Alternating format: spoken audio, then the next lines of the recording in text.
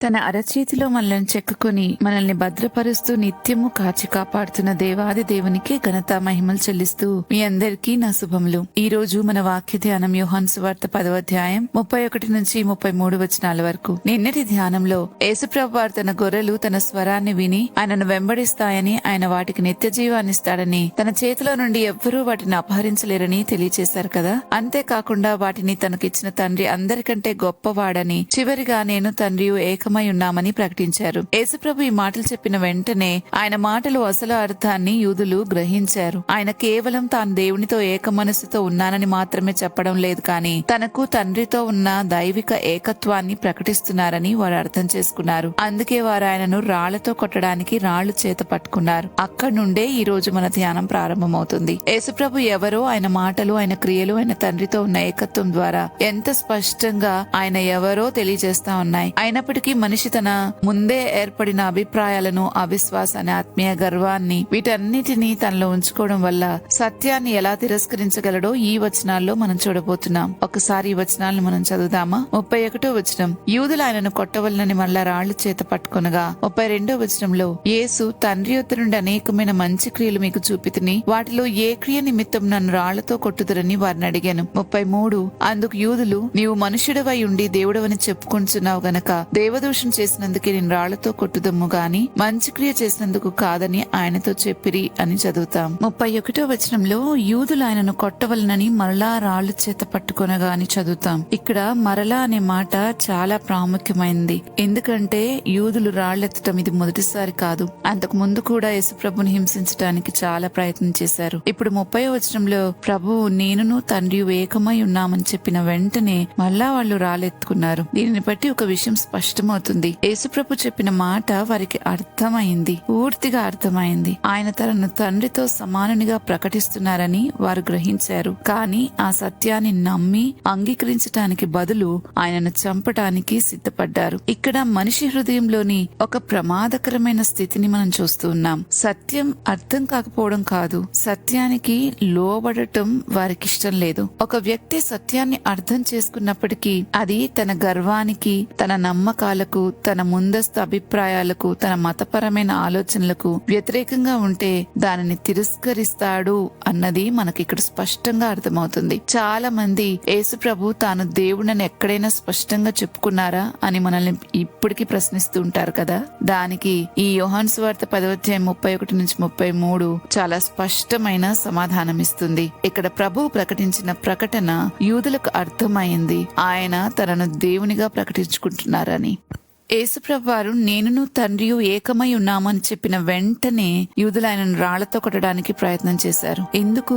వారే స్వయంగా కారణం చెప్పారు. నీవు మనుష్యుడివై ఉండి దేవుడవని చెప్పుకుంటున్నావు గనక దేవదూషణ చేసినందుకే అని 33వ వచనంలో. అంటే యేసుప్రభు వారు తనను కేవలం ఒక ప్రతినిధిగానో, ప్రవక్తగానో, లేకపోతే మరొక బోధకుడిగానో పరిచయం చేసుకోలేదు, గాని తండ్రితో తనను ఏకముగా ప్రకటించడం ద్వారా తన దైవత్వాన్ని ప్రకటించారు అని వారు అర్థం చేసుకున్నారు. అందువల్ల యేసుప్రభు ఎక్కడ తన దేవుడని చెప్పుకున్నాడనే ప్రశ్నకు ఈ వచనమే ఒక బలమైన సమాధానం, జవాబు. యేసుప్రభు మాటను విన్నవారు ఆయన చేసిన ప్రకటనను ఎలా అర్థం చేసుకున్నారో వారి ప్రతిస్పందనే మనకు తెలియచేస్తుంది. ఆయన తనను దేవునితో సమానంగా ప్రకటించుకున్నాడని వారు గ్రహించారు. తండ్రితో విడదీయలేని ఏకత్వంలో ఉన్నారని ఆ రోజు అక్కడి వారికి ఈ రోజు మనకు అర్థమవుతుంది. అయితే ప్రభు ఒక ప్రశ్న అడుగుతున్నారు. నేను అనేకమైన మంచి క్రియలు మీకు చూపించాను, వాటిలో ఏ క్రియ నిమిత్తం నన్ను రాళ్లతో కొడతారు అని. ఒక విషయం మనం ఇక్కడ గమనించాలి. వారు ఆయన చేసిన మంచి క్రియలను తిరస్కరించలేదు.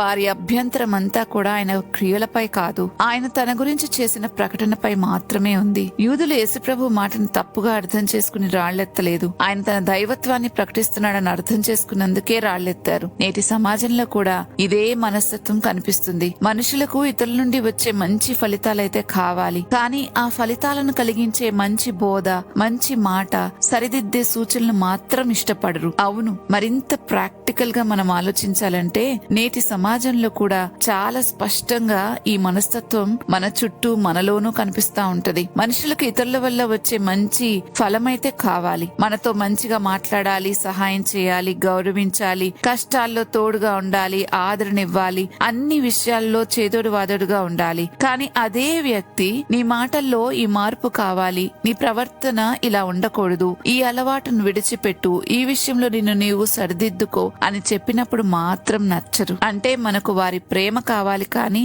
మనల్ని సరిదిద్దే వారి మాట మాత్రం అస్సలు వద్దు. వారి చేతిలో నుండి వచ్చే మేలు తీసుకుంటాం, వారి నోట్లో నుంచి వచ్చే మాటను తిరస్కరిస్తాం. ఇదే సమస్య ఆనాడు ఆయన మీద రాళ్లెత్తిన ప్రజల్లోనూ తిరస్కరించిన వారిలోనూ కనిపిస్తుంది. ఆయన చేసిన క్రియల ఫలాన్ని మాత్రం, ఆ మేలులన్నిటినీ అనుభవించటానికి సిద్ధంగా ఉన్నారు, అనుభవించారు. కానీ ఆయన చెప్పిన మాటలు తమ జీవితాన్ని మార్చాలని కోరినప్పుడు మాత్రం తిరస్కరించారు. ఎందుకంటే ఆయన క్రియలు వారి అవసరాలను తాకాయి, కానీ ఆయన మాటలు వారి హృదయ గర్వాన్ని, వారి హృదయంలో ఉన్న పాపాన్ని తాకాయి. కాబట్టి నిజమైన క్రీస్తుని అంగీకరించడం అంటే ఆయన చేసే మేలును మాత్రమే స్వీకరించడం కాదు, ఆయన చెప్పే ప్రతి సత్యాన్ని కూడా స్వీకరించడమే. ఆయన మనకిచ్చే ఆశీర్వాదాలు కావాలంటే ఆయన మన జీవితంలో కోరే మార్పును కూడా మనం అంగీకరించగలగాలి. కాబట్టి ఈ రోజు మనల్ని మనమే ప్రశ్నించుకుందాం. ప్రభు నాకు నచ్చినది చెప్పినప్పుడు మాత్రమే ఆయన మాట వింటున్నానా, లేక నా జీవితాన్ని సరిదిద్దే మాట అయినా ఆయన చెప్పినందుకు అంగీకరించడానికి సిద్ధంగా ఉన్నానా? నిజమైన విశ్వాసం అంటే యేసుప్రభు చెప్పే సత్యానికి లోబట్టమే. ఆయన మనల్ని ప్రేమిస్తున్నందుకే మనల్ని సరిదిద్దాడు. మన మేలు కోసమే మనల్ని మారుమనసు పొందుకోమని పిలుస్తున్నారు. ఆయన దగ్గర నుండి ఏదైనా కావాలని ఆశించే ముందు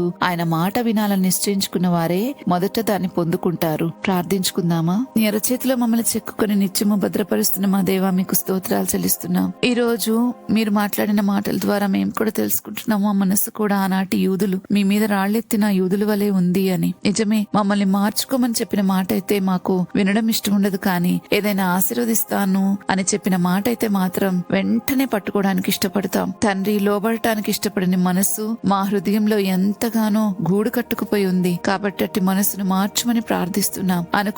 మీకు అనుకూలమైన మనసును చేసుకుని మేము మా జీవితాల ద్వారా నీ గొప్ప సాక్షులుగా నిలబడటానికి సహాయం చేయండి. మీ వద్ద నుంచి మేలు పొందుకునే ముందు మీ మాట వినవలసిన వారమై ఉన్నామని ఈ రోజు నీ వాక్యం ద్వారా మాకు జ్ఞాపకం చేసినందుకు మీకు స్తోత్రాలు చెల్లిస్తున్నాం. దయచేసి మా ప్రార్థన ఆలకించి మాకు సహాయం చేయమని ప్రాధేయపడుతూ ఈ మనవులన్నీ యేసుక్రీస్తు ప్రభు వారి నామంలో వేడుకుంటున్నాము తండ్రి, ఆమెన్. రేపటి ధ్యానంలో మరలా తిరిగి కలుద్దాం. అంతవరకు దేవుని కృప మనందరికీ తోడైనను గాక.